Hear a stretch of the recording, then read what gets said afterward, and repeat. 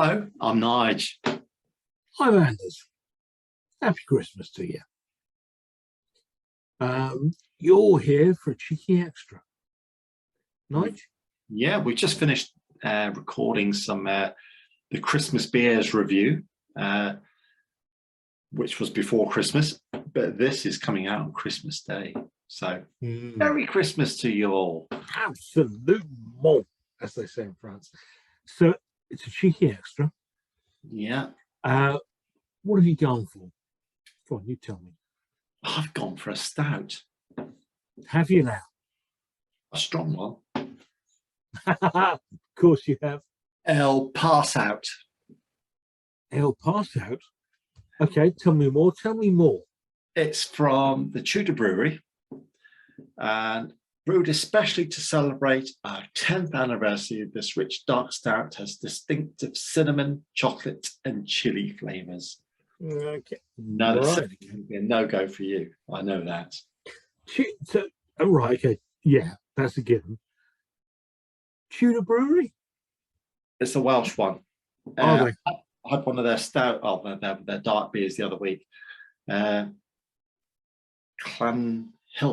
Clanhill. It's halfway between Merthyr Tydfil and Newport, basically. That's where the brewery is. Yeah. I mean, if you're listening and watching in Wales, I'm so sorry about that pronunciation, but yeah, I can't you don't make it easy on yourselves. But anyway,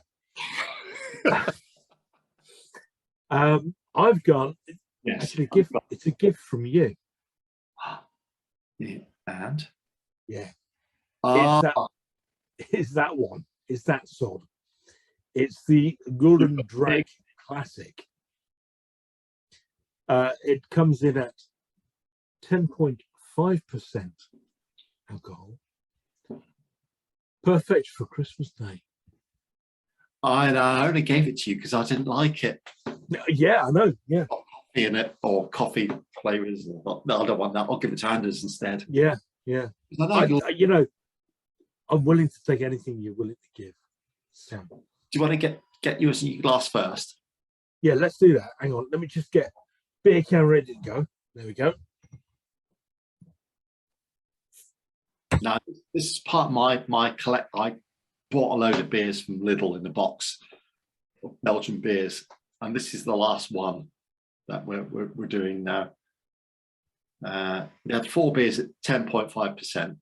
Oh, it's a feisty one. Look at that. Yeah, I thought that might be the case. So it might take a bit of time to settle.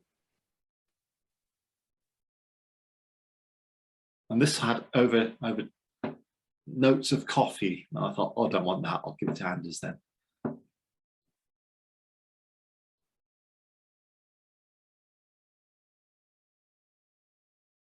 It's got a heck of a head on it. Yeah, well, it's a very dark Belgian beer. Right, there we go. And you have yours on?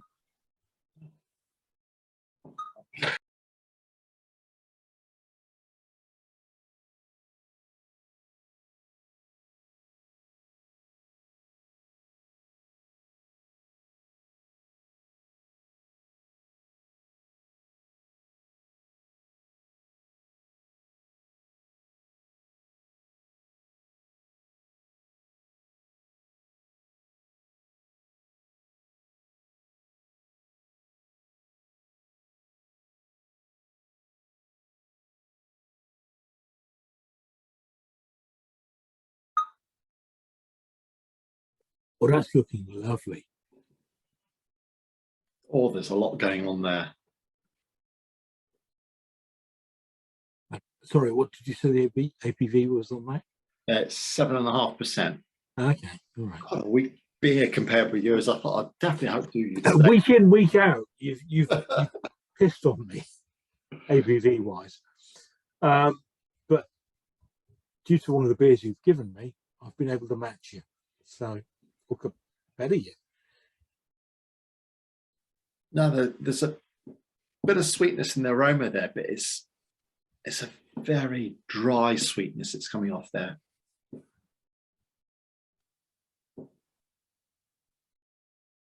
No, No noticeable aroma off that.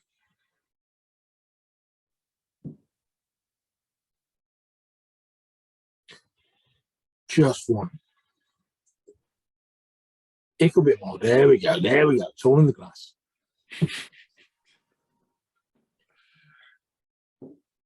Merry Christmas, Anders. Merry Christmas to you and everyone.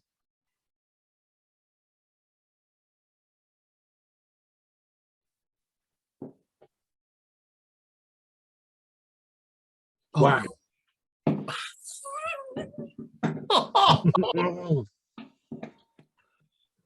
Chili's coming through. Now,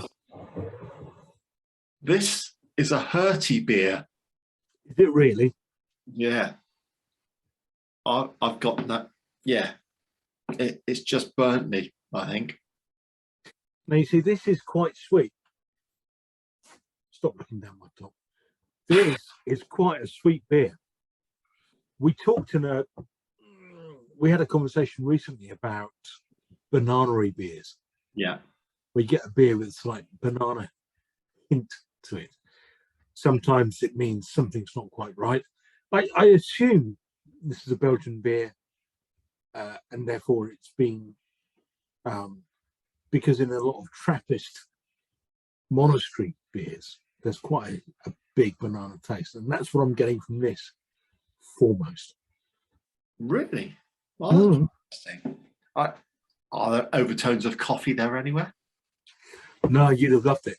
Oh, fucker! Not a hint of coffee there at all. Yeah. No, that's on the instructions. It really did. Yeah, it might well have done.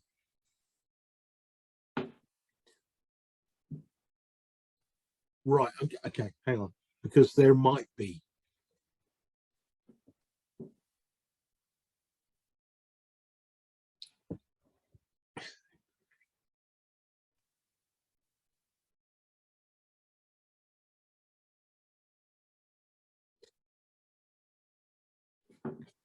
It's a kind of power of suggestion thing.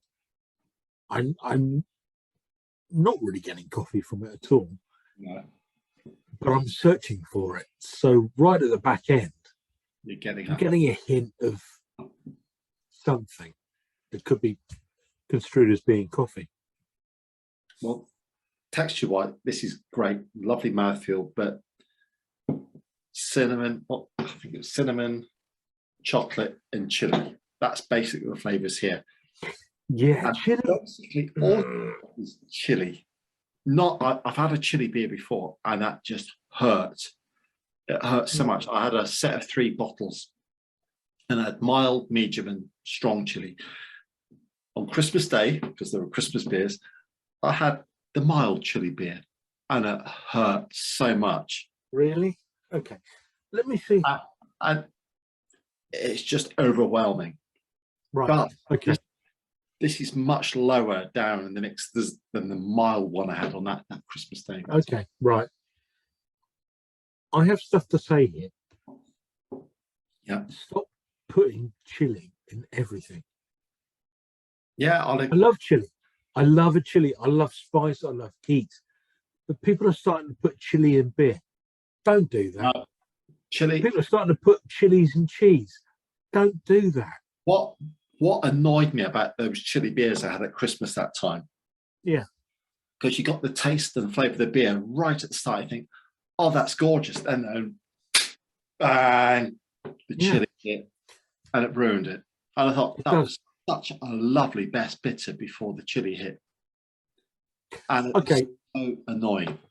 This isn't even, I don't think. I'm going controversial here. Okay. This is going to split us, or the audience perhaps. Putting chili in your beer, or in your cheese, or in other savoury things is much like putting pineapple on your sodding pizza. It's wrong. Don't do it. Now, well, other savoury things, perhaps not. cheese, I've had chili cheese, which I've not liked, and I've had chili cheese, which I thought, oh, that's all right. I didn't think I'd like it, but it's worked. But I've yet to find a beer that chili has worked in. If you want chili cheese, get some chili jam, put some chili jam on your cheese. That's the way to go. Don't- Yes, I'll agree that you get. Don't force it in there. And you can have your cheese chili if you want, or not.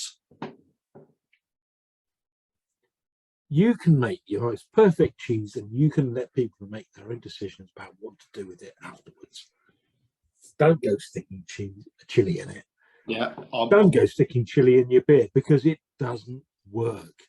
Now, this is probably a gorgeous stout, but I don't know, because I just get hurty burning stuff going down. Yeah, that's not good. Oh, it's gorgeous. It's smooth. It's silky. The stout, and then you get the chili going bang. Yeah. Mm. Do you know what? Despite the fact that I'm wearing a reindeer costume, Yes. I've just seen myself. I look like I'm part of the hood. Oh, you look. Yeah. Yeah. It is.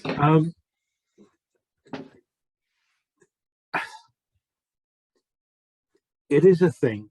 Chili is being forced into everything these days. Yeah. Don't do it. No. Allow people the option to add chili if they wish. Right. No. I wonder if anyone's had chili on the turkey today. Yeah.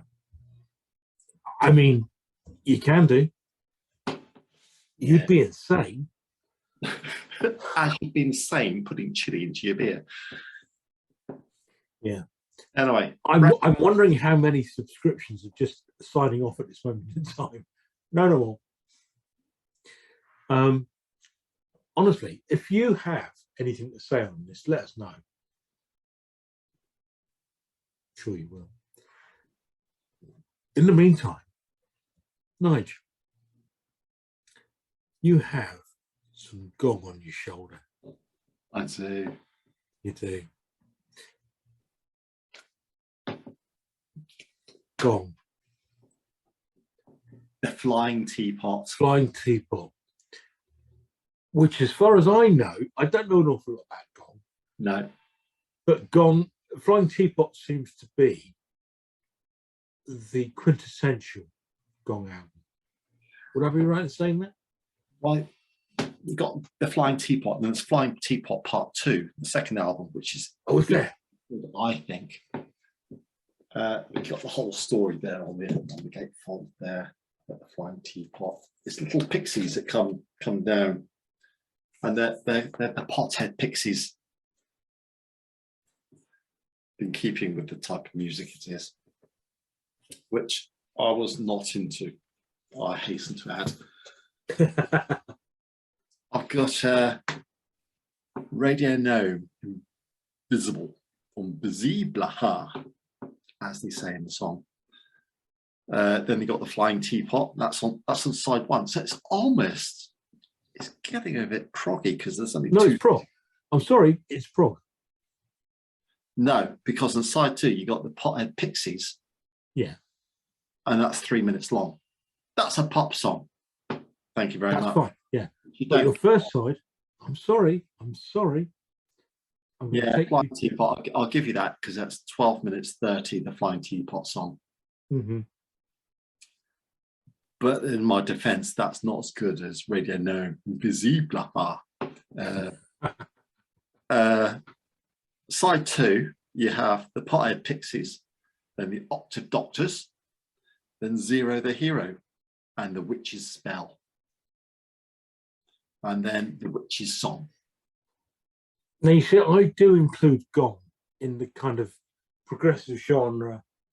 What year was that? I don't know. I thought that's the 80s. You think? Really? I did, but it was from before. But there's some groovy stuff on YouTube with them live, and you watch them now, you think, because they're still doing stuff, and it was from about 10 years ago when they're doing it, and you think they're not real. Far out of it. Yeah, No, I've no idea what year. well, I've just retreated into my head and tried to research that And answer. what's Google say then? It's 1973. Really? Well, I bought Yeah. that in 1986, I think, that album. Okay. Because I see Gong, and I'm sorry, you'll hate me for saying this, is very much at that time a group of progressive bands that were pushing it. There were bands like Yes, and there were Genesis, and But these who? were Stop. Okay. There were plenty of those bands who are very technical and very, technical. And I'm not going to knock them for that. I love them. Gong and other bands, I think Gong were, they were led by Steve Hillage. Is that right? Steve Hillage was the main guy in Gong.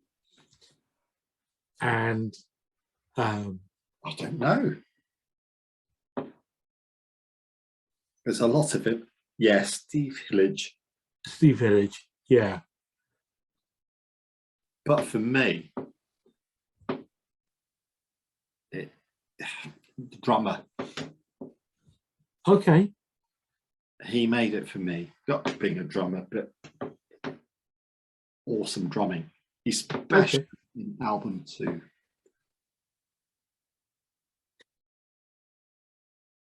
That's interesting. I think Gong were part of the progressive movement, but were away from the mainstream. If you could be away from progressive mainstream, Gong seemed to be very how should I say this? Mushroom influenced. Yeah. Would that be? Well, Pot Pixies gives it away a little bit. It does, doesn't it? Yes. Yes. Yeah. But they did a lot of touring with the Here and Now band. Have you heard of them? Yes, I have. I saw Here and Now. I've never seen them because I worked for someone who knew the Here and Now band very, very well. I don't know if they're related to them or she went out with.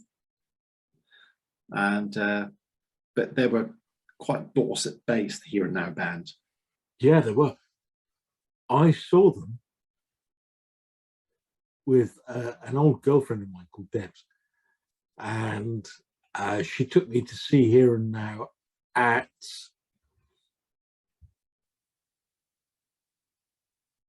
what was the gig place in Boscombe?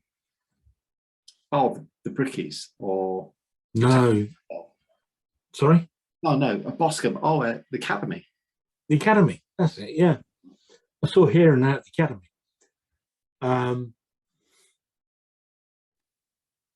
And that was a great gig. I was slightly shocked in as much as that as soon as I walked in,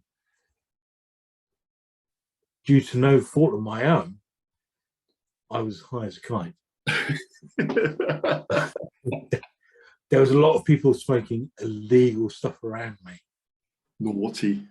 And it was very naughty, and I made complaints to the management about that. Well, I bought this album just having listened to other people tell me, Gone, oh, they're like Hawkwinds, they're like this and then. Well, I would have put them in the same sort of. Yeah, and I listened to it and I thought, well, I found the 12-minute song a little bit hard to get into, and I haven't really ever got into that. But they're poppy songs like Radio Gnome, Visible, and Pothead Pixies, classics, absolute classics. You love a little bit of psychedelia, don't it? Because it is psychedelia, isn't it? It is, and that's why I love it. And Yeah. yeah, they're just groovy songs, those two songs. And it's worth buying the album just for those two songs. But you don't have to do that anymore. You just get to Spotify and you listen to whatever you want now. Yeah. In the old days, you buy a whole album and you go through the whole experience. You sit and listen to the whole thing. Yes. Anyway, how's your drink going? It's very close to the end. This is getting less hurty. I think it's because everything's destroyed senses as I'm going That's down. alcohol. That's alcohol. No, I think it's just everything's burnt with the chili now. So Fair enough. Okay. Right. Well, I'm glad I'm not doing this on Christmas Day because that just destroying the taste of my Christmas dinner. To be honest with you, I'd be very happy doing those for Christmas Day. You know, love the family and all that, but